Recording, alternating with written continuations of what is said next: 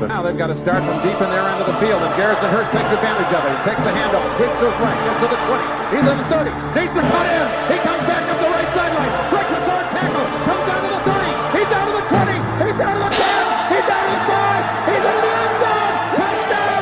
Touchdown! 49ers! 96-yard run from scrimmage. Garrison Hurst breaking tackle after tackle, sweeps down the sideline. Throws off bodies like clothes after a marathon. Young, back to throw. In trouble, he's going to be sacked. No, gets away. He runs, gets away again, goes to the 40, gets away again, to the 35, cuts back at the 30, to the 20, the 50, the 10. He died. Touchdown, 49ers. Third down, Alex takes the snap. Alex looking down in post, and it's good. Touchdown! Touchdown, 49ers! It is second down. Ryan takes the snap, throws the slant to the left side. It's Russell, intercepted! The 49ers pick it, and Navarro Bowman is redemption! Navarro Bowman running it all the way for the touchdown! No greater redemption! The San Francisco 49ers, we can do whatever we want. Click, click, boom! What's going on, faithfuls? The Nothing But Niners crew is back, man, here to bring you guys an overdue show, all right? I want to start out by apologizing for the hiatus, man. Been a very, very busy week, man. A lot going on and personal life and work and things like that. But damn it, we here, man. I want to shout out to every single one of y'all for being on here this early. We don't usually do shows this early. Even on weekends, we don't usually give it up this early. So shout out to y'all, everybody out there in the live chat right now. Y'all are already piling in here, man. Y'all are killing it. Look at the people in here, man. We create the room at like 9:30, and there are comments in there. Like, you guys just can't wait to get these thoughts off. I, for one, appreciate it, man. So thank you guys very much. Let me run through these formalities really quick, though, and then we'll go ahead and get the show started, okay? If this is your first time on the YouTube page, we want to thank you guys for checking us out. Hit that like button, all right? Turn on your subscriptions, hit the little subscribe, and then notifications as well, the little bell. That way you know when we're bringing you guys live videos. So make sure you do that, okay? You're not going to want to miss anything for the rest of the offseason, all right? The hiatus is over. We're getting back in the groove. You guys, I'm telling you, it's going to be lit. Let's go, man. Let's go. All right.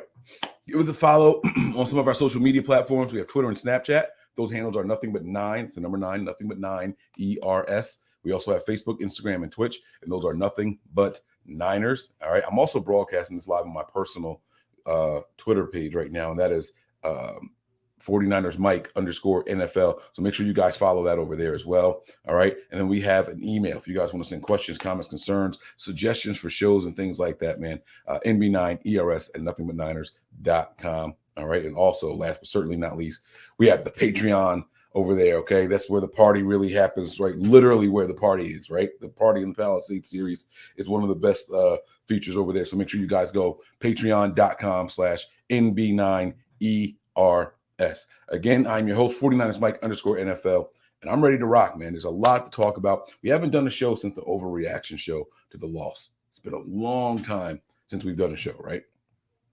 I kind of apologize about that, but at the same time, I don't really apologize just because I haven't been available, guys. So I'm sorry I haven't been available, but we in here, man. Shout out to everybody in the chat, man. Look at all y'all showing each other love. I love seeing this, man. I love seeing the camaraderie in the chat. You guys are great. I got a whole show planned, right? I got a whole bunch of stuff to talk about. So first and foremost, we always start with the latest 49ers rumors, all right? Roster moves are usually the first things we discuss. Now, it's been so long since I've been on here. The roster moves, you guys have probably already talked about, heard about, seen about, and all that good stuff. But I got to break it down anyway. The San Francisco 49ers announced on Wednesday that they have signed the following 11 free agents to reserve their future contracts. All right. Defensive lineman Alex Barrett. Offensive lineman Alfredo Gutierrez. Fullback Josh Hockett. Cornerback Kader Holman. Tight end Tanner Hudson. Wide receiver Keyshawn Johnson. Wide receiver Austin Mack. Tight end Jordan Matthews. Linebacker Curtis Robinson. Defensive lineman Chris Slayton. And wide receiver Connor Weddington. All right. And the little note that's at the bottom of the screen says, all of the players, with the exception of Hallman and Johnson, finished the 2021 season on the 49ers practice squad. All right. So You know, the team's out there doing their due diligence. They got to get this team ready. They got to start building up. That's right, guys. It's already time. We are building up to the 90-man roster already, and it starts with signing the reserve contracts. All right, some of these guys, a lot of these guys are familiar faces, okay? So I won't go through who all those names are. If you guys have any questions about anybody in there, I'll happily discuss it for you really quick. But I'm pretty sure most of you guys know who everyone was on that list, all right? Union City in the building. I see y'all, man. What's going on, man? Mariah in here. I see y'all, man. Fable, JVC, Randall in here. Jose, what's going on, Manuel? I see everybody in here, man. Tanya, good morning. KGS, Mark Wilson, man, come on. I see y'all, man. Willie in here. Andrew, come on, man. Quality touch. That sounds inappropriate, but I get it. It's cool. I was just playing with you, man. I would never do that. All right. Jamar King, what's going on? Richard Gonzalez, Vader in here. Punch you in the eye. Like, what's with the violence in the name, man? What you doing? What are you doing, man? I see Sim. Is it Sim? I don't want to say nothing wrong, but what's going on to you too, man? All right. Action Figure Archive. That sounds interesting, man. It's some interesting names in here. Keep them coming, guys. Keep them coming. I see you guys, man. I appreciate everybody that's in here. All right. So the Niners are out there. They're doing what they got to do. They're getting ready to build this team up to the 90-man roster, okay? And it starts with taking care of the guys that were on your practice squad. Hey, we want you to come back. Sign this little quick contract here, all right? Some guys that were out there may not have been on our practice squad, but maybe on somebody else's practice squad, right? They go out there and they get Keyshawn Johnson, right? And who's over there with the Cardinals, right? They go out there and get Hallman, right? Like, come on, man. Like, get in here. We want you guys, come work out with us, man. We got to build this thing back up. We have no idea what this roster is going to look like. We have a lot of free agents that are going to be leaving the building. We want you guys to be a part of at least competing to make this roster. And so they say, okay, cool. And they sign their contracts. And here they are. Here they are, man. So I like that the Niners are going out there. And like I said, the familiar faces, the people already know what the scheme, our international player, he is back. And the big offensive lineman here, he didn't get any play during the season, but damn it, he's here, though. He's here, just like Barrett. You know, all those guys, man. A lot of familiarity here, okay? But we have some more news to get to. I'm not going to belabor in that moment. I'm going to keep it moving here. The 49ers are making some moves, man, and some moves that actually got me excited. I'm not going to lie, man. I saw this. Was this last night? I think I saw this, and I was like, damn, I should do a show. And I wanted to, man. I really, really did. But I got home so late from work. I was just tired. I was like, guys, I like one more night. I just can't do it. I can't do it. Someone actually asked me on Twitter last night. They were like, Mike, when's the next time you guys are doing a show, man? Like, where you guys been? And I was like, it's either going to be in an hour or it's going to be in 25 hours. Because if I could do it, I was going to muster up enough strength, but I just needed an hour to get home and get everything loaded up. And I figured if I was too tired, I knew that I would be doing it at 10 a.m. this morning because I can't leave y'all hanging too much longer. So again, I apologize about that, but I'm here. But this news right here got me excited. Now, this right here, I really love. Adam Schefter tweets out, Anthony Lynn is being hired as the assistant head coach of the San Francisco 49ers per league sources. Lynn, who had other NFL and college offers, is expected to now be a key cog in the 49ers' offense and run game. Now, this is exciting. This is exciting. One, I've always had a lot of respect for Anthony Lynn, and I clown this guy, right? Like, I'm going to be honest with you guys. You're not a Niner. I clown you. And he is a former Niner, former player, played under Mike Shanahan here. Kyle was the ball boy for. You guys are going to hear all those stories, right? But then that's really important, right? It's about what they've done in the league and why they're a value to this team, right? And I clowned him. Let me start. Let me get the negative stuff out the way, right? And I already started with love. I love this signing. I'm so excited that he's here. I can't wait to see what he's going to do here for the 49ers. But I clowned him, man. And this is why I clowned him. I don't know if you guys remember, but a couple of years ago, Justin Herbert wasn't a starter yet. He was the backup to Tyrod Taylor. All right. It was week 2. And Tyrod goes to get this injection and it punctures his lung or something like that. And then they have to put in Justin Herbert. That's not why I clowned him, because he had nothing to do with that. That was a very unfortunate circumstance that happened, right? And you guys know I've always loved Tyrod Taylor. I've liked his play style. I like what he brings to a team. The consummate professional, right? Knows his role. If you bring me in to be a backup, hey, I'm a backup. If you bring me in to compete as a starter, let me know that I'm going to compete to be the starter, and that's what I want to be. He's always understood his role on every team that he's been. So that's not what I'm clowning any of that. Here's what I'm clowning. Prior to the punctured lung from the injection, Lynn made it very clear, and he said multiple times, Herbert is just the backup. He's just a backup. He's just a backup. He's just a backup. We are not going forward with him as a starter. And then it happens, and then Herbert sets the league on fire, and everyone says, oh, man, Lynn, you didn't know what you were talking about. You look crazy. I was everybody. I was one of those people. I said my man was out there just clown. I was clowning him. Like, how do you not see that you got this kind of talent in the building? Like, how don't you see that? You know what I'm saying? Like, how does Anthony Lynn not see the talent that you have in Herbert, and you just make it so clear he's not the starter, right? But then you got to step back, and I fast forward to what we just had this year, right? And I think about it, this way: the moment, so Shanahan came in, we trade all the way up, we draft Trey Lance, and he says straight out the gate, he is not starting. This is Jimmy Garoppolo's team. He is not starting. He'll be the backup. He'll play. It is not a competition. I don't expect a rookie to come in here and take Jimmy's job, right? He gives us the lip service. The moment Jimmy got hurt, they put Trey Lance in. They didn't hesitate. The game was, right? Remember the second half of that. And then he gets to start against the Cardinals. Just, you know, what happened, right? Jimmy's healthy again. Jimmy comes back. Didn't matter. Well, actually, it did matter. I was going to say it didn't matter how healthy Jimmy was. The reason why Jimmy got the next start against the Colts was because Trey Lance actually got injured also. But the moment he got injured, even though it was very clear from the start of the season, from the time they drafted him, that Trey Lance, it wasn't his team, the injury happened, and you got to put that guy in. I'm bringing that back to the Lynn story because he was adamant that Herbert wasn't going to be a starter. He never said Herbert wasn't talented.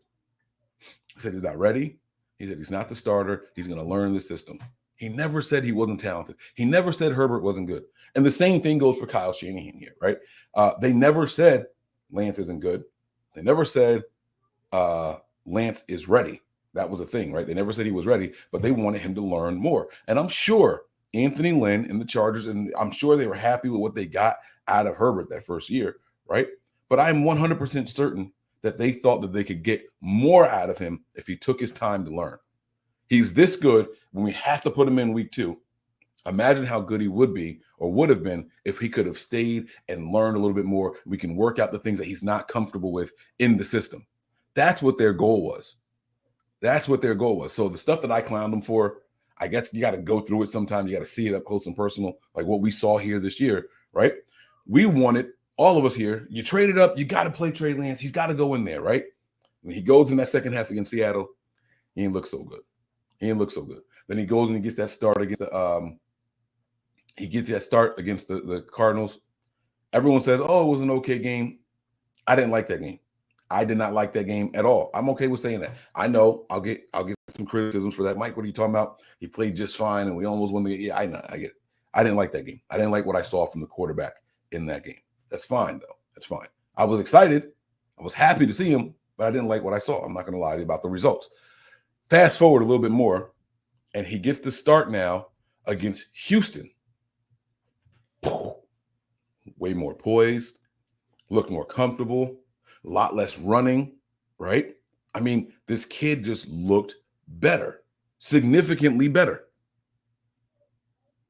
That was the goal for Herbert. Let him work out the kinks and get better. And so when I see it happen here with Trey Lance, it doesn't mean that if there was some really bad injury, knock on wood, I mean, it already happened, right? But if that doesn't mean that if there was a big injury to Jimmy Garoppolo week 1, that Trey Lance wouldn't have started the rest of the season. Doesn't mean that we wouldn't have liked what we have seen from Trey Lance the rest of the season. Doesn't mean anything. What it does mean is that the team had a plan, and just like over there in San Diego, they were trying to stick with it. The Niners did it here, and we get what we get, okay? So it is what it is, man. It is what it is. All right. But there's more on our guy, Anthony Lynn here. I'm very, very excited about this signing, man. Like, y'all just don't know. Like, I got giddy. I called my cousin, who's he's a Panthers fan, and we actually talked about this for like 15, 20 minutes because he also respects Lynn a lot. So it was really cool to talk about it. Adam Schefter goes on to say, Lynn's offenses and backfields have produced some of the highest rushing totals in the league over the past decade. He helped Tyrod Taylor field one of the league's top 10 offenses in Buffalo and molded an offense in which Justin Herbert won Rookie of the Year. Now, when people saw this news, you hear the assistant head coach. Okay. You hear run game and what that brings to the table. People automatically assume, oh shit, this means Mike McDaniels is on his way out. Now, Mike McDaniels, according to the rumors, was the front runner for the head coaching job in Miami. But since then, some unsavory rumors have come out about the Dolphins, and I don't know if Mike's going there. Maybe he's still considering it, right? There's only 32 of these jobs in the NFL, and most of them are taken up. But maybe Mike is considering it. I don't think that Anthony Lynn was brought in to replace Mike McDaniels. I think these two moves are completely separate. I think that the Niners had an opportunity to do something, and I think they are capitalizing on said opportunity. I do not think that these things are mutually exclusive. All right? Doesn't mean that Lynn is here and McDaniels will also be here. I'm not saying that. But what I'm saying is just because Lynn was brought in does not mean McDaniels will leave. That's all I'm saying. We have to keep that in mind. All right? We got to keep that in mind. We've had pressers go. All right? I'm still talking about the latest news and rumors for the 49ers. We've had pressers. We've heard from Jimmy Garoppolo. He had his meeting. And although no one officially said that Jimmy's gone, we heard from Kyle and Lynch together. Although no one officially said that Jimmy Garoppolo was gone,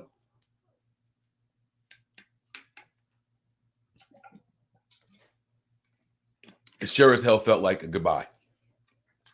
It sure as hell felt like it. At the end of Jimmy's presser, he takes time to thank the beat writers for being so patient with him, and he thanks the fans and the faithful and how much he loves them and everything. You know what I'm saying? He breaks all of that stuff down. All right. I see the contribution coming in. Thank you, Mariah. I'll get to that.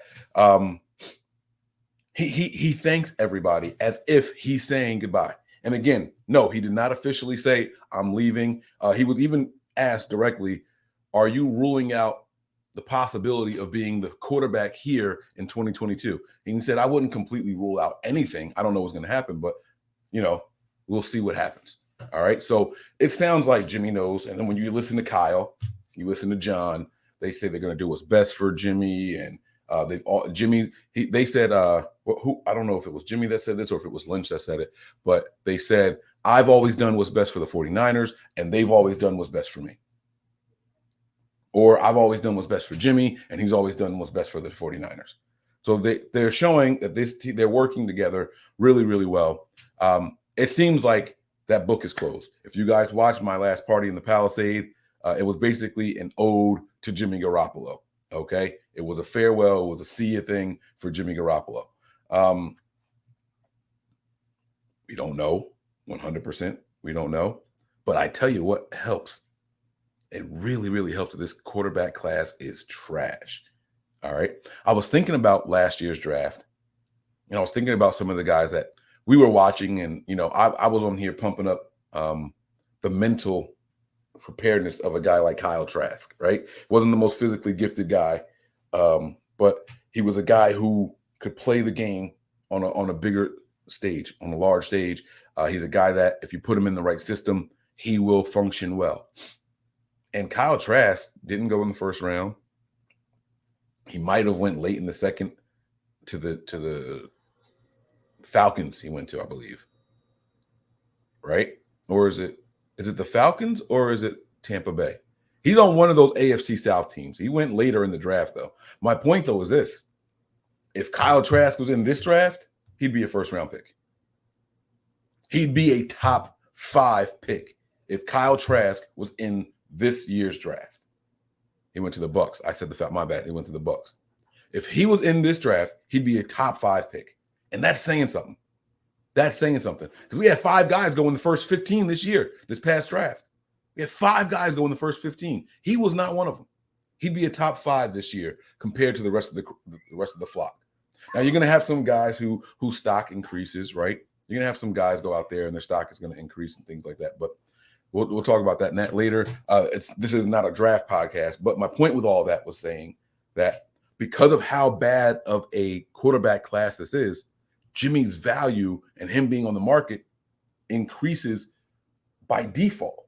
If the entire league just put a grade on Jimmy Garoppolo, let's say they step back, they look at what he's done, they look at the wins, they look at the losses, look at the stats, they look at what he's done in clutch moments, right? They look at all these things, and they put all this information to a computer, and it pops out 3rd round pick. I'm just making this up. I'm not saying that's what I think he's worth or anything. Just stay with me here.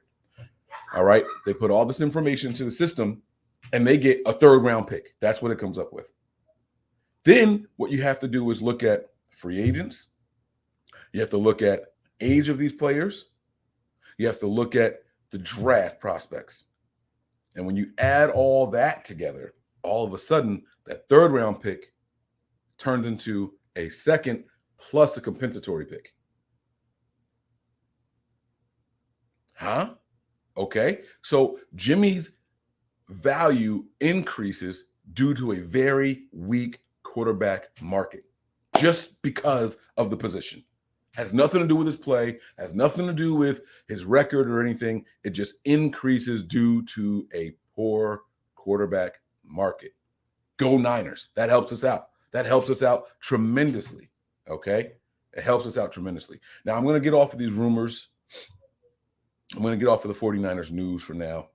And I'm going to transition into that last game.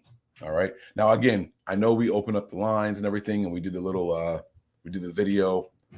We overreacted and all, and then we kind of disappeared. All right. I hear one of my kids coming. Let's see what's going on here. Maybe they're not talking to me. Maybe they are. What's up, Princess? I need Wi-Fi. You need Wi-Fi again? YouTube. I put the Wi-Fi on. I was trying to stop her from coming. That's all right. But I put it on already. But I need Wi-Fi on YouTube. You need the Wi-Fi on YouTube. Yeah, it wasn't working. She got kicked out of Roblox. Okay. Because it said connection error. Please wait and try again. All right. Let's try it again. Let's see. Also, if the ramen in the cup. Are you really right now, huh? I can heat it up. You tell me. What do you want? Can I have the ramen in the cup and just You heat it up? I can't do it. I'm in the middle of a show. Ask your brother. He's right behind you. Okay, can you heat up the All right. ramen? So, guys, sorry about that. So this is what's happening this morning, right? This is how I knew I was going to be able to do this show right now. Okay. It should be. It's connected. What do you mean? What do you have to do? It says Wi-Fi connected. Little girl, you on YouTube? Here, boom. You're online on YouTube. Thank you, Daddy. You're welcome. Rude ass kids. All right, so you put the man. Huh? No, you don't put it in anything. Heat it out of that. Right. Oh my God. So I'm sorry, guys. I wish there was a pause button. Yo, wait, hold on a second. I got something for this moment. Hold on. You guys, I'll explain to you guys why this is happening. All right, I'll be right back. I'm sorry. Give me like 12 seconds. I wish I could play music or something, but I'll be right back.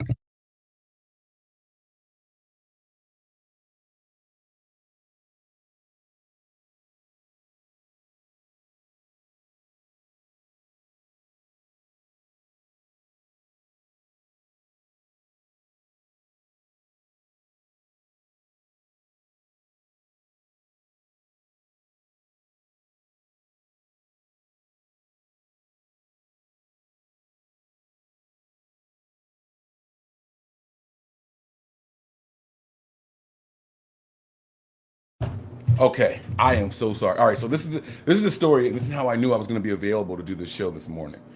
My wife made a 9:15 nail appointment all the way out here by my job. It's a 45-minute drive to get out here, and we did. Okay. Now, here's the thing. I have to do something with the children, right? So it was either this or go to Chuck E. Cheese. And they didn't open until 10, and her appointment was at 9:15. I said, no, we're going back to the office. I'll do a show at 10. It usually takes her like 3 hours because she gets the mani, the pedi, the foot soak, the leg rubs, and the massage and all. She goes all in, so it's fine. So I knew I was going to be able to bring a show, but I am sorry, man. These kids just they're killing me out here. They're killing me. So all right, I love my babies though. I love my babies. I don't get a chance to interact with them a lot, so you know that's how it is.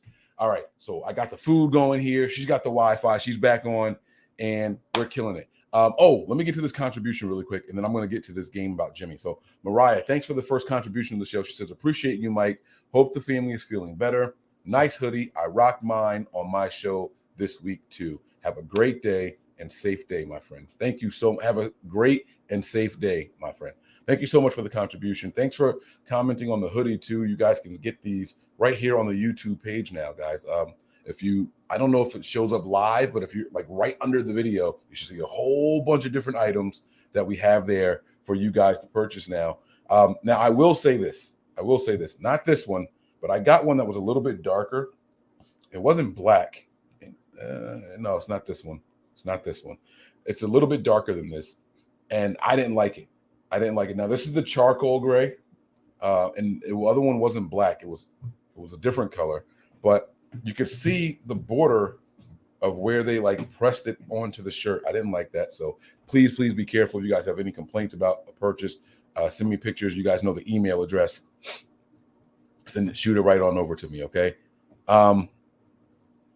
Tony, I talked about Anthony Lynn already. You're gonna have to rewind, buddy, and then catch up. I did talk about Anthony Lynn again. Very, very, very excited about that addition. Okay, so I want to take you guys on a journey here. The last show we did discuss. The last show we did discuss, how we felt about the game, kind of overreacted, and that was it. So you step back from the game, you get your emotions out of the way, because you're sad, you're disappointed that we didn't make it to the Super Bowl. But does that mean that it was a bad season? Does it mean that it was as bad as it felt? Does it mean that it was as good as it felt? Like, just how do you feel about it all? And so I want to start with Jimmy Garoppolo, because we were just talking about Jimmy, and I'm going to transition here. I think this last game was the perfect microcosm for the Jimmy Garoppolo experience here in San Francisco.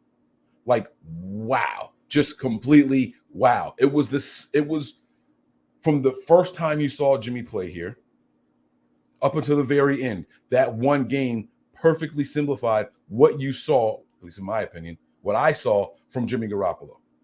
You go back to 2017, they make the trade for him, and like, okay, what are we going to get? How is Jimmy going to play? And they finally pop him in there. He comes in for one snap against the Seahawks, rips a touchdown pass across the field, and it's like, oh, man. Like, if that was a movie, right? Like, the Niners are getting beat up, the music is bad, it sounds like it's the end, right? And if that was a movie, Jimmy takes that snap from under center, he eludes a sack, he fires it in, and as soon as that ball hits those receivers' hands, it would have been like, doom. Like, oh, shit, something crazy is about to happen, right? Like, you got excited. You could feel it. Like, that moment was so big. So then, boom, you fast forward, and now he gets to start against, I believe it was Chicago. I believe Chicago was the next start, right? And you go out there. He takes this first snap against Seattle. He throws this touchdown. We lose the game, but we're hyped. We're hyped. We're buying in. Oh, man, this was the right move. Then he goes in there against Chicago, and it's like, all right, everybody's going to pick the Niners to win this game. Bad weather. We built for this. This is what we're going to do. We got Jimmy Garoppolo. We don't know what to expect, but we got Jimmy. We're excited. Please be careful. Don't burn yourself. All right. So we go in there, and Jimmy is a field general in that game. I mean, we have suffered through Brian Hoyer. We have suffered through CJ Beathard that season. I don't think we saw Nick Mullins when we got Jimmy Garoppolo. Maybe we did. I don't remember. But it took a while to get up to Jimmy. And we had suffered through all of that. All of it. Okay? So then, boom, we get in there, and Jimmy is a field general. He threw 0 touchdown passes. But damn it, if he didn't control the line of scrimmage, if he didn't control the huddle, if the players weren't catching passes that they were dropping all season long, I mean, he was just ripping them apart. Boom, boom, boom, boom, boom, boom, boom, boom. Jimmy was going crazy. No touchdowns. No touchdowns. Robbie Gould kicked his ass off that day, including the game winner. 5 field goals for Robbie Gould to win that game. Okay?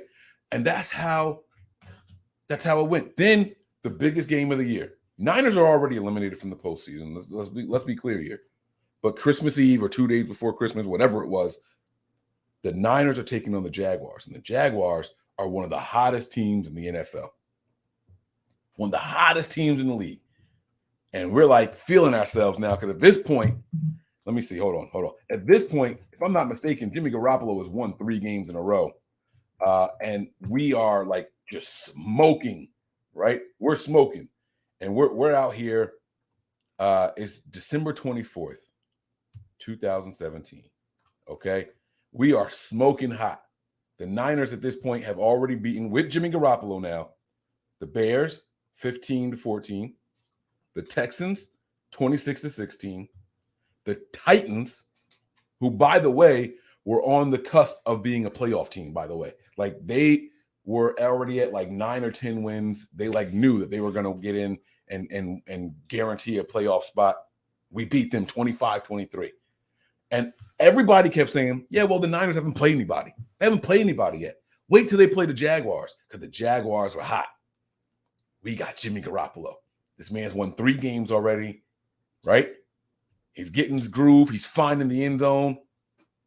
All right? We started hot. Here come the Jaguars. The Niners go out there and they win that game 44-33. 44-33. Jimmy Garoppolo finishes the game. Now, listen to this. You hear 44 points, you're thinking, oh, man, that quarterback did some work. 242 yards, 2 touchdowns and a pick. Jimmy Garoppolo. That's Jimmy Garoppolo. That's Jimmy Garoppolo, right? So we get excited. All right, we got our quarterback of the future. Then we go out there, we smoke the Rams, but it was the Rams backups. We set the records and all that stuff.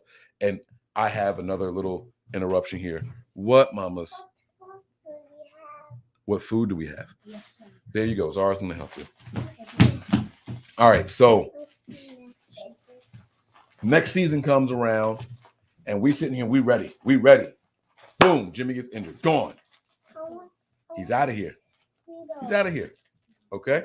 He's out of here. So then he gets gone, and now we're like all depressed. 2018 is done. Terrible year.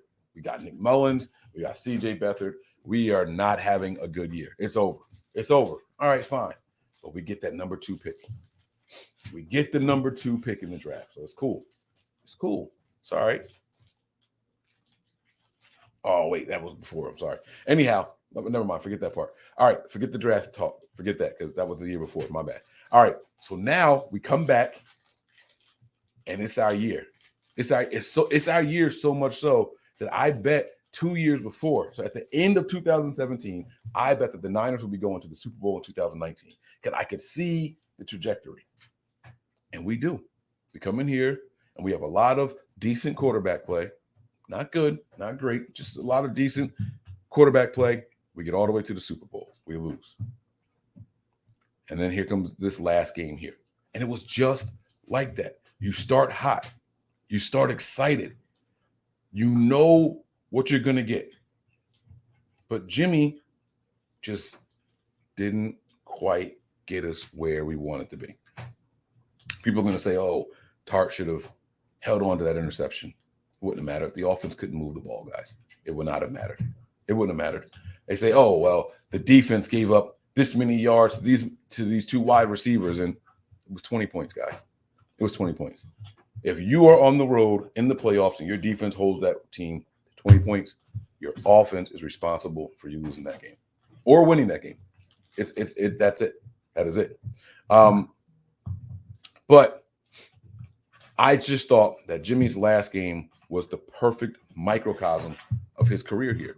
Started off okay, right? He missed that big throw right away, straight out the gate to George Kittle. But we know Jimmy doesn't hit those throws. You kind of expect that. Marches up and down the field.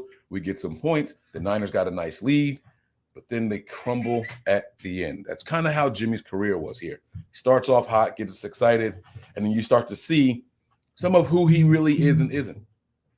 And he's just not enough to get you over that hump. Just not quite enough to get you over that hump. You need a top offensive attack from the run game, from the offensive linemen, and you need a top performance from the defense in order for us to be successful. All right? So there's plenty of blame to go around, but I put it all on the offense. I put it all on the offense as to why we didn't win that game. But that was Jimmy's career, in a nutshell. That one game was Jimmy's career in a nutshell.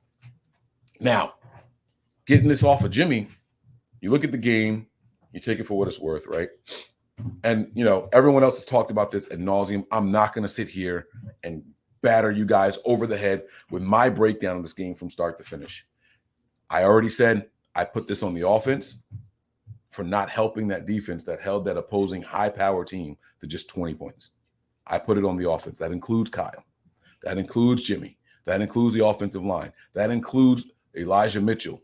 I didn't think that he had good games running these last couple of games. I don't know if it was his vision or decision-making or what, but I did not like what I saw from Elijah Mitchell these last couple of games. I didn't like it. We got offensive linemen running into each other. They look like a Three Stooges skit, just running into each other. You got 4 offensive linemen running into each other on the same play. It just didn't make any sense. It didn't make any sense. So it's not just on Jimmy. Is Jimmy a part of it? Absolutely. It's not just on Kyle, but is Kyle a part of it? Absolutely. It's not just on the offensive line or Tom Compton. I know people wanted to throw him under the bus, but are they a part of it? Absolutely. It's not just on Elijah Mitchell, but are they a part of it? Absolutely. It's not just on Jaquiski Tart, but is he a part of it? Absolutely. I'm not saying that pick would have won us the game. I don't think it would have. I don't think our offense had anything else left in the tank, if I'm being completely honest with you guys. Whether Tart came down with that pass or not, I don't think our offense had anything else in the tank. I think we go 3 and out in a minute and 10 seconds, and they get the ball right back. That's honestly what I think. Kyle Shanahan, for some reason, decided not to put the ball back in Deebo Samuel's hands. Maybe Deebo was banged up. Maybe he was injured. I don't know what the reasoning is. All right, but it happened the way it happened. And that's just something that we have to deal with going forward. All right. The Rams sold out against the run, and they dared Jimmy Garoppolo and Kyle Shanahan to scheme up and beat us, and they couldn't do it. And kudos to the Rams for finally getting over the 49ers hump. I wish it didn't happen in this game. I'll tell you what, I'd trade you those 6 in a row for this win, but without those 6 in a row, specifically the last 2, we don't even make it to this game. So, it's a double-edged sword, guys. You got to deal with it. You got to deal with it the way you can. All right. But I want to talk about something else from that. From that game, I want to talk about the season. All right. And there's a lot of people out there who say this season was not successful. There's a lot of people out there who say that the season was a failure because we didn't win a Super Bowl. And they say that they got those standards from Jed York. And that's accurate. Jed York says, we're not here to hang NFC Championship banners. We're not here to hang NFC West Championship or winner banners. Jed York said, we only hang Super Bowl banners. And I get that. Was the season successful, though? Was it worth it this season? I say yes. All right, now this is just my opinion. I can't speak for how other people feel. Only one team gets to win the Super Bowl at the end of it. That does not mean that 32 teams didn't have a good or a valuable or a successful season. Now, only one team can be the winner, and that's the ultimate success, but it was a successful season. All right? I think that this season allowed us to identify a lot of needs going forward. There were a lot of people talking about possibly extending K'Wan Williams. I think you can throw that away now. I think that people were out there talking about, we didn't really need Mike McGlinchey. I think you guys kind of have to put your foot in your mouth now. Mike McGlinchey has never gotten worked all game the way I saw Tom Compton getting worked that game. I'm sorry, but he hasn't. I think we saw the value for Mike McGlinchey. And there was a point in time where people were like, we don't need Mike McGlinchey. And I'm like, are you guys watching the games the same way that I'm watching them? Just because a player's not giving up a ton of sacks doesn't mean that he's playing better than the other guy that was there. Was he serviceable? Absolutely. Was he successful at times? Absolutely. Doesn't mean he was as good as McGlinchey. Does not mean he was as good as McGlinchey. I think you guys are undervaluing Mike McGlinchey's value. Everyone kept saying, why we run the ball inside so much? Why aren't we doing the tosses and all that stuff, right? Well, why wasn't that happening? All of a sudden, your best blocking tackle in the NFL isn't on the team. So you got to change stuff up. You get Mike McGlinchey back. You're getting Anthony Lynn in the mix. I think you see some stuff change up here. I think you see guys like Aaron Banks get thrown in there now. You know what I'm saying? I think Trey Sermon all of a sudden comes in to be the player that they wanted him to be. But that's another conversation for another time. This season was a success. It wasn't completely successful, but it was a success. Also showed us that Jimmy is not the quarterback to win you Super Bowls. It did. Jimmy Garoppolo was good enough to keep you in games. Hell, he's even good enough to get you down the field and put you in a position to win at the end of games sometimes. He's even good enough to do that. But Jimmy Garoppolo is not a quarterback that's going to put a team on his shoulders and carry you all the way. As soon as that run game vanished, our offense vanished. That's the way it is. That's the way it is. And we found that out watching Jimmy Garoppolo in this last game. It's okay. We found that out watching Jimmy Garoppolo in the postseason. In the postseason. He's not the guy that's going to go out there and win you a game. He will be a part of a winning team. He can contribute and very valuable contributions on a winning team, but he's not going to go out there and win you a game. All right? I watched Joe Burrow get the dog shit beat out of him all postseason. And that guy finds a way to win you games. He finds a way to make a play for you. That's a quarterback winning and not being denied in spite of a bad offensive line. Jimmy's not that guy. Doesn't mean he's not good. Doesn't mean he's not serviceable on the right team. You put Jimmy Garoppolo on the Steelers, that's a different team.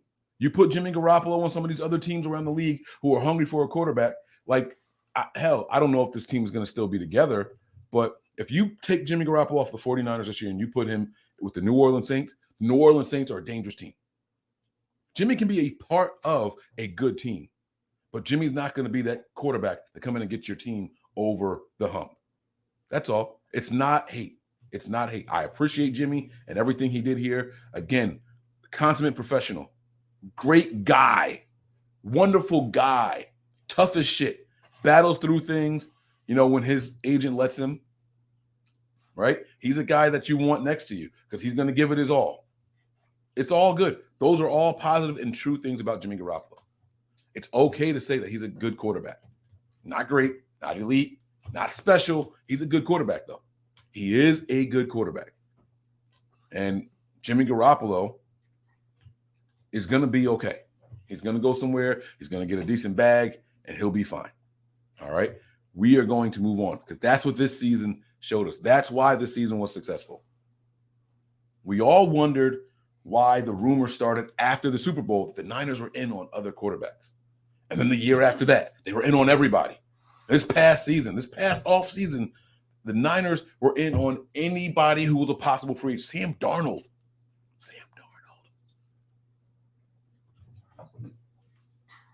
Sam Darnold. I heard about Matt Schaub coming back to the 49ers, guys. I heard rumors about so many different players. And I'm sitting here like, are you kidding me? That guy, Andy Dalton, was a thought for the 49ers. And it's like, why? What are we talking about? Do they not like Jimmy that much? Like, come on, man. It can't be that bad. Can't be that bad. Matt Stafford, we heard all the rumors. I'm not going to go through all of that stuff because I don't want this to be about bashing Jimmy. It's just, if you step back, you take all the emotions out of it. I don't care if you're pro Jimmy, if you're over Jimmy, you hate Jimmy anymore. I don't care about how you feel about his play. When you step back and you look at Jimmy Garoppolo, he is good on a good team, and that's it. That's it. All right? So, here we go. I got more stuff to tell you guys. All right? More stories for you here. Oh, I wanted to talk about something in the game. This has been a big point in contention here. All right? And people were saying Kyle Shanahan should have gone for it on 4th and 2 in this game. I just want to share this thought here because I disagree. And now Kyle has come out and explained his stance on it since then. But it did seem like we needed that fourth down, right? So it's one thing to say he should have went for it. It's another thing to say he would have got it. I don't think we would have got it. Should we have gone for it? Hindsight is going to tell you, hell yeah, you should have went for it now. But there's no guarantee you get it. There's no guarantee you get that right there. The first run on that set of downs was for 9 yards. And all we did was move backwards from that point forward. We never moved forward again. And so many times people bash Kyle Shanahan. Super Bowl with the Falcons. Oh, this guy just don't know when to run the ball. He doesn't know when to run the damn ball. That's why. That's his problem. He wants his quarterbacks to be the hero all the time. It was first down. He ran the ball for 9 yards. It was second down. He ran the ball for -1 yard. It was third down. He ran the ball for no yards. You can't have it both ways. You got to make a decision, pick a side, and stick with it. You can't say Kyle outsmarted himself. He's throwing too much. He's putting the ball in Jimmy Garoppolo's hands, and Jimmy can't do anything.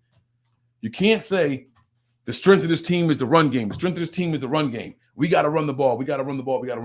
They were stacking the box. Once we gained 9 yards on first down, nobody was getting through there. Not Juice, not Jimmy, not Trey, not Mitchell, not Deebo.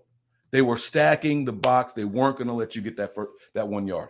Not that way. If you didn't have the quarterback that could do it, it wasn't going to get done. And I'm not talking about with his legs. I'm talking about with his arm. Okay? If you didn't have it, you're not going to get it.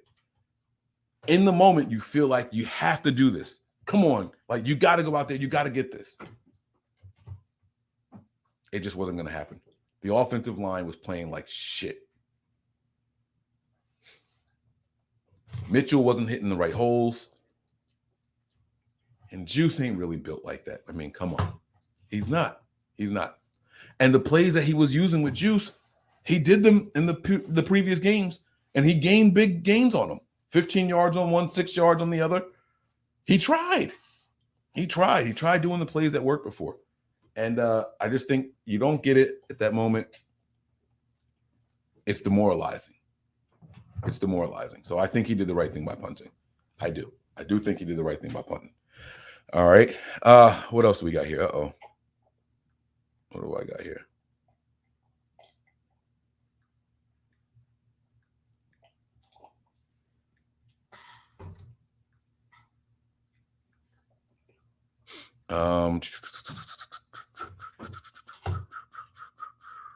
People are blaming the defense for losing. I talked about that a little bit already. It's not on the defense. Oh, yeah, no, that was part of my fourth down point. People are already putting the blame on the defense for losing this game. You want us to go for it on fourth down and give the opposing team another possession at midfield? So you're mad at the defense, but you want to chance them having to go back out there at midfield? No. Didn't make any sense. I don't know how much time I have left here. I have another topic, but it's going to lead me into a rant. And I really, really want you guys to hear this rant. My wife has been at this nail salon for well over an hour and a half. But if I start this, I got to finish this. So I don't know if I should do it. I might have to save this for another show. But where was Deebo at the end of that game? I don't have any answers. I don't have any inside information or anything like that. I'm just asking what happened to Deebo. Where did he go? Right? And I'm not blaming him. I'm asking from a play calling perspective, from a scheme and design perspective. Where did Deebo Samuel go? When the game was on the line, how do your best players not get the ball again? So, like, this is what, when I say that it's on the offense and that includes Kyle, people think that when I say this is Kyle's fault, that means that I don't want Kyle Shanahan as the head coach anymore. And that couldn't be further from the truth. I can blame something on Kyle and still be very happy that Kyle is my head coach. In Green Bay, when the game was on the line, it was a huge third down, 3rd and 6. They call a pass play to Deebo, but then there's a timeout. They stop the play. And they go back and they call a handoff to Deebo, and he gains 9 yards. He ices the game for the Niners, and we go. We advance to the NFC Championship game. He put the ball in his best player's hands on the biggest stage, on the biggest moment up to that point in the season. And here it is right here in the contribution. Deebo only touched the ball 1 time in the 4th quarter. How? How is that? Unless there was an injury that we just don't know about, how can this happen?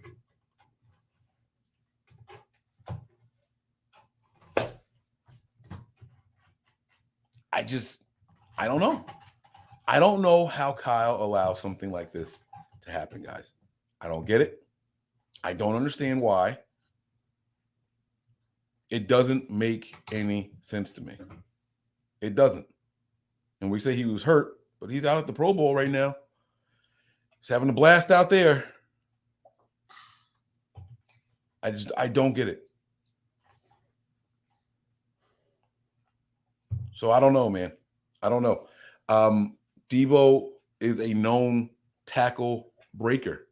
That's what he does, right? Deebo is a yak guy. And he doesn't get another touch for the rest of the game. When your offense needed him most, we had to go away from him. I don't know. I didn't like that by Kyle. I didn't like that by the play design. But again, I don't know what was going on. There could have been injuries. I don't know.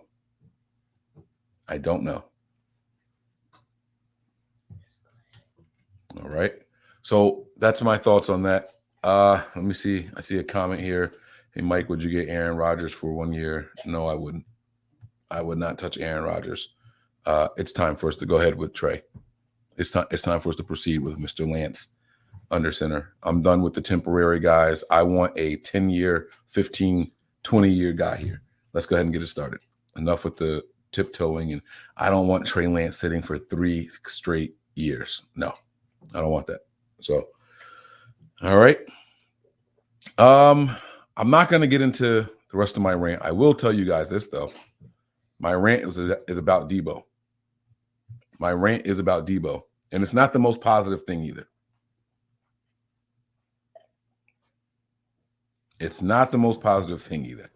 So I'm going to consider that a little teaser. Tanya says, I want a hoodie. How do I order one? So they're right here on the YouTube page. We have a store. I should actually know the link, and I don't. Let me get the link for you guys really quick, and I'll put it in here. All right.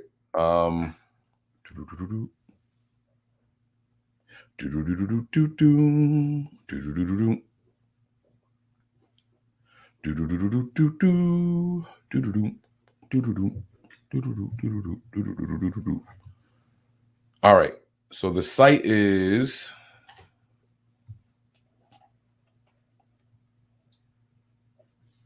Spreadshop. Everything is on Spreadshop. All right. nb9ers.myspreadshop.com. All right. So I'm going to post the link in here. Thank you guys for your support. Control V. Enter. I don't know if you guys can actually click on the link that I posted in there, but hopefully you guys can see it. That is it right there. nb9ers.myspreadshop.com. All right. So you guys get there. I have this Deebo rant that I have to go on, and I'm telling you now, I'm going to piss some people off when I do this rant.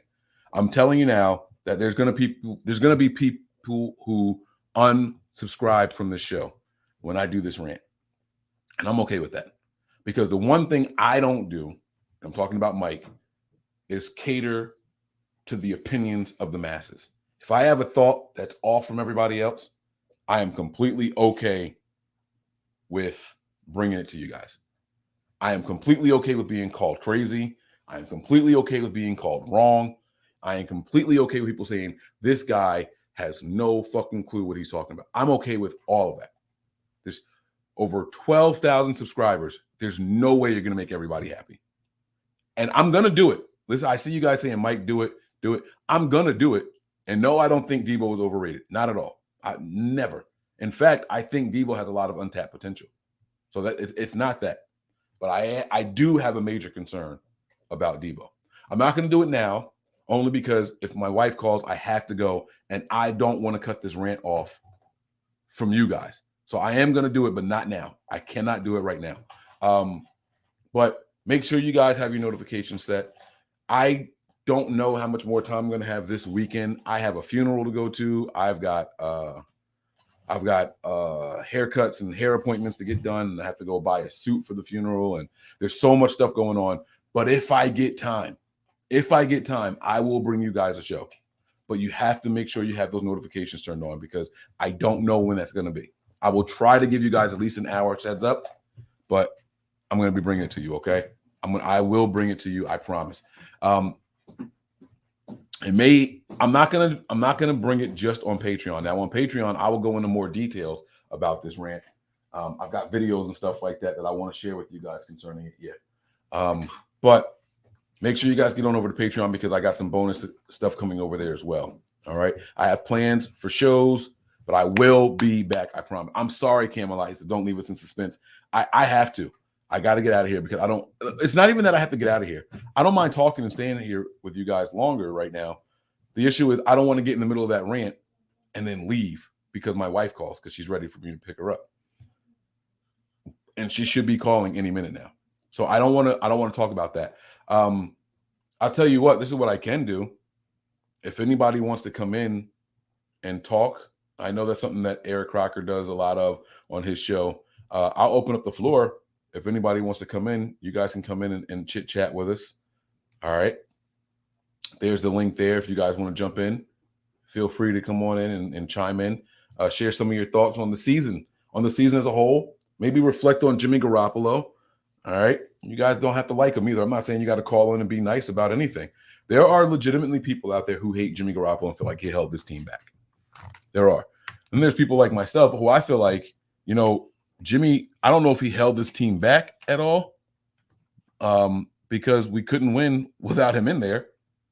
Maybe we could have been a little bit more diligent in seeking an alternate quarterback. Maybe you got C.J. Beathard from Iowa. You had Nick Mullins undrafted, and you had old man Brian Hoyer. I mean, you didn't really put a lot of good competition behind Jimmy.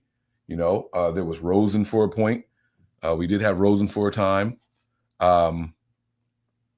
We had Sudfeld. Like, you didn't really put any pressure on Jimmy. So maybe they could have done a better job at that. I see people asking about D Ford. Actually, this is actually pretty cool. I've been really, really excited about D Ford, actually. So I've always been a D Ford guy. Everybody on here who's watching right now knows that I have been a big, big fan of D Ford. It sucks about his injuries, but it is what it is, right? You can't change anything about his injuries. So people want to know about his future here with the 49ers. And I don't know if you guys remember, but D Ford this season just restructured his contract. He is under contract with the 49ers until 2024. Okay? I'm going to say that again. He is under contract with the 49ers until 2024. So that means 2022 and 2023, he is here. And his cap hit is not a lot. It's $11 million next year. Well, just under $12 million next year. And then it's $4.9 million the following year. All right. So I know people are wondering, are we going to get rid of him? Are we gonna move on? And the truth of the matter is, I don't know. All right. So how can I explain this? You can kind of compare D Ford. You can compare D Ford and Jimmy Garoppolo's careers, right? Look at the amount of money they got, and then when they got it. So Jimmy plays 5 games and gets the bag. Then Jimmy plays 2 games and he's gone. Then he comes back and we make it to the Super Bowl. And then he's gone. And then we come back and we make it to the NFC Championship. Now, we've gotten significantly more out of Jimmy. Let me be clear here. I tell you what, let's do Jason Verrett. Let's do Jason Verrett instead. Look at the money that the Niners gave Jason Verrett and how patient they were with him. 2 years in a row on IR. But then when he comes in, it's very, very high production when he's active, when he's ready, right? Jerick McKinnon, 2 years on IR. The production wasn't there, but the Niners at a certain point, they say, hey, guys, look, we've paid out X amount of dollars. We've given this guy so much money. We have to try to see if we can get something out of him. They did it with Jimmy. They did it with Jason Verrett. They did it with Jerick McKinnon. They're doing it actively with D Ford. They're doing it actively with D Ford. Okay. D Ford will be back next year, in my opinion. I don't see how, and honestly, I don't see why they would move on from D Ford at this point. His base salary is $2.4 million. His roster bonus is 4.6. He's going to cost less than $12 million. And you've already paid so much money to this guy. You've already paid this guy so much money. You might as well see what you can get out of him now. Now that the contract is a little cheaper, a lot cheaper, now that the contract's more affordable, you might as well see what you got out of him. Yes, and much like Raheem Mostert, he's just not healthy. Upside is through the roof when he's out there. Upside is through the roof, right? It's never been about production. It's been about availability. That's all. So I think D Ford is coming back. But D Ford, here's the thing. Here's the thing. D Ford does not alter your plans one way or the other. You don't say, oh, well, since D Ford is coming back, we don't have to draft an edge guy in the second round. You don't do that. You don't, because of his history, you have to pretend he's not there. Anything you get out of him is a pure bonus. It's pure bonus. All right. If you were planning on drafting a pass rusher, you're going to do it. Does not matter if he's completely healthy at the start of the season or not. It doesn't matter. He was completely healthy to start this season, they said. He said he felt better than he had felt in the last 5 years, he said. How many games did we get out of D Ford this year? 2, 3? No, not enough. Not enough. If you can't afford that cap hit, then you have to move on. But I think that the cap hit is affordable right now. I think it's going to be affordable the year after also. And so I think because of that, they keep him around one more time. I do. Because they know how special the combination of him and Nick Bosa is. They've seen it. So I think you still address it the way you would if D Ford wasn't here, whether that be through free agency or the draft. I still think you address the position. I still think you assess some of the guys that you have here, right? You have guys that came on a little bit towards the end in Ebukam, right? You got some guys that came on a little bit towards the end, like Arden Key. Maybe you feel like, all right, we keep one of those guys. D Ford's in the back pocket, and we draft the guy. You know what I'm saying? Like I'm sure they have a plan, and I'm sure that D Ford doesn't alter those plans. They'd be very, very silly if they let him alter those plans. All right. Nobody wants to jump on, and I'm okay with that. If you guys have other questions you want me to answer, I'll do that for about 10 more minutes, and then we'll get out of here. All right. I got 10 more minutes in the tuck for you guys. All right. So let me start looking through the chat here. As long as Mike likes you, it's okay to be a bust and do almost nothing. I'm glad you feel that way. That's cool. He restructured last season. Mike and those guys you mentioned in those same drafts had Watson, Mahomes, and yeah. But they had a guy making $27 million and they didn't want to draft him. Like, you kind of wish that they took that hindsight now, like says you should have got him, right? It's that you wish you actually went out there and actually got them, but we didn't, you know. And that was the Niners decision, you know.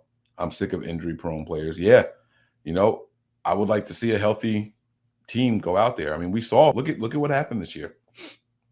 We went through our wave of injuries, but we went through an average wave of injuries, not what the Niners normally do. The Niners are normally all the way to the top. This year was average injuries, and we made it all the way to the NFC Championship. It was pretty good. All right, man. I'm going to get out of here, guys. Thank you all so much for being patient with us. Thank you all for rocking with us, man. You guys have been incredible. I truly appreciate all of you guys taking your time and just being a part of this Nothing But Niners experience. You guys are absolutely fantastic. I love you guys. I'm going to see you guys soon. All right. Prepare for glory. Anticipate pain. We're getting pain. But always remain faithful. I'm out of here, guys. Peace. We all gas, no brakes, pumped up, no fakes. We spinning, we winning, we high stakes. We never miss, we all makes. Look at us dudes trying to prove, bringing you news with nothing to lose. Mike, Nick, Tony, Wayne, Method Man, we bring the pain. Hey, see, I'ma confess it. We under the pressure. If you looking to find us, we them nothing but Niners. We nothing but Niners. We nothing but Niners.